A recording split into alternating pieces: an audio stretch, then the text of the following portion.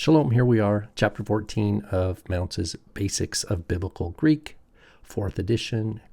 We're going to look at the vocab for chapter 14. Here we go. The very first word here, aletheia. Aletheia. Notice the accent is on le. Aletheia. And aletheia, so it's going to decline like hora and horas. It is a feminine noun, first declension, but it's an alpha stem. So that's something we want to pay attention to. And it means truth. It's a word that often translates emet, the Hebrew word aleph mem tav, emet, aletheia. Next, we have irene. Irene. Notice the accent on the second syllable. Irene. Also a feminine noun, but this is an eta stem. So aletheia, alpha stem, irene. Irenes is the genitive. It's a first declension feminine noun, meaning peace. So you might guess, irene often translates the Hebrew word shalom. Shalom. Shin lamed vav mem. Okay, then we have a preposition that takes a genitive, enopion. Enopion. Notice it's a smooth breathing, as are aletheia, irene. See, these are all smooth breathing. They begin with vowels. Enopion. Enopion takes a genitive, means before. Now we have another smooth breathing noun that opens with a vowel.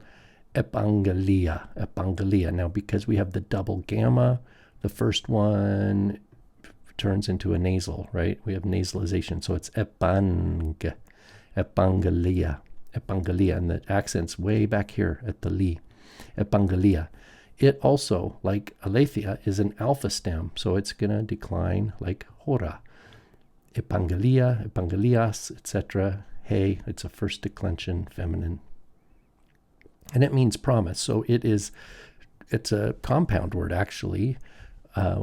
We have the root for message, or where we even get the word messenger, angelos, is in here, plus ep. And it means promise, epangelia. Here's the number 7. It's indeclinable. Hepta. Hepta. It means 7. Now notice, this is the first word we have in our vocab in this chapter that has a rough breathing. Hepta. Hepta. And it comes into Latin as septa. So sep. Often that rough breathing in Greek will become an S in Latin. Hepta means 7. This one should be easy. Thronos. Thronos. Theta, rho, omicron, nu, omicron, sigma. Thronos. Good old second declension masculine noun. Thronos, thronu, throno, thronon, all the way down. Plural would be thronoi, thronon, thronois, right? All the way down. Thronus. That would be the whole declension there. And it's the word throne. Here we have an import. It is imported, obviously, from a Semitic language. It starts with a iota with a smooth breathing. Jerusalem. Jerusalem. And it's feminine. Jerusalem. It says it's indeclinable. However, the article will be inflected. Jerusalem. This comes into Greek, not from Hebrew, but from Aramaic. Jerusalem. And I believe that first century Jews would have pronounced this as a sh sound. Yerushalem, Yerushalem. Even though it was a sigma, is associated with S, they know that it's a sh sound, and so they pronounce it that way. Yerushalem. Next, we have a preposition that takes 2 different cases. Kata, kata, with a genitive, it means down from or against. Kata with an accusative, according to. So kata, for example, the gospel according to Matthew would be kata, and then the name of the gospel in the accusative, gospel according to, so kata.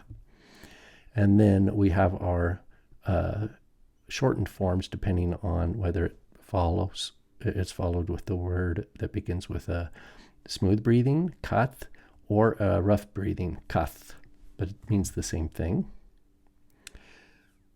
Another word, kefale, kefale. Look at this. It's a nice, good old first declension feminine noun. It's an eta stem, kefale, kefales, kefale, kefalein, all the way down. And it means head. So this often translates to Hebrew rosh, rosh, kefale. Maybe you've heard of like cephalopod, because that in Latin the kappa softens, and they say cephalopod, a cephalopod, but kefale means head.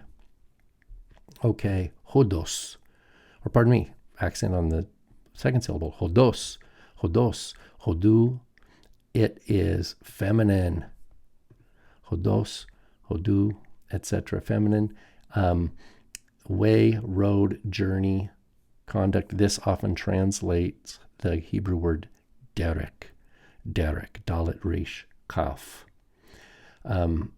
So Mounce has a note here.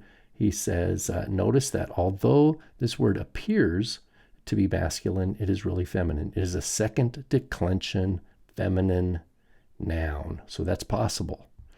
Second declension feminine noun. It looks like logos, but it is feminine. The article that modifies it will always be feminine. So this is an example that when we learn the declensions, first, second, and third declension, even though we often, a lot of times associate first declension with feminine, second declension with masculine or neuter, those are not hard and fast categories. They're independent of gender. So hodos means way or direction or road. Then we have the star of chapter 14 is the relative pronoun, and here we just have the nominative singular in our masculine, hos, feminine, he, and neuter, ho. So notice they're all rough breathing. Then we have the particle hote, hote. It means when, not to be confused with hati with a iota, which means that, or for, or because. Hote means when. Another rough breathing, hutos, hutos, thus, so, in this manner, kind of like just as, just like, something like that. Hutos. Then we have a word for boat, ploion, ploion. Notice it's neuter, ploion, and it is second declension. Then we have another mat stem. Remember onoma, onomat is the stem. We had soma, body, which is somat in the stem, or pneuma, spirit, or wind, which in the stem is pneumat, and we have that mat. Same thing with chremat.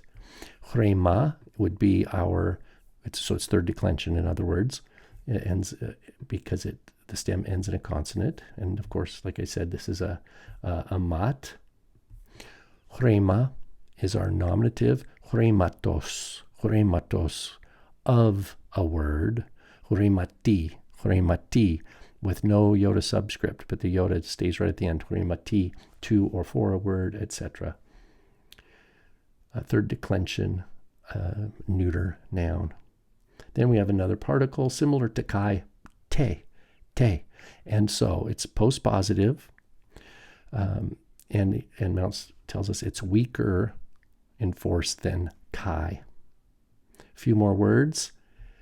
Cher, cher is hand.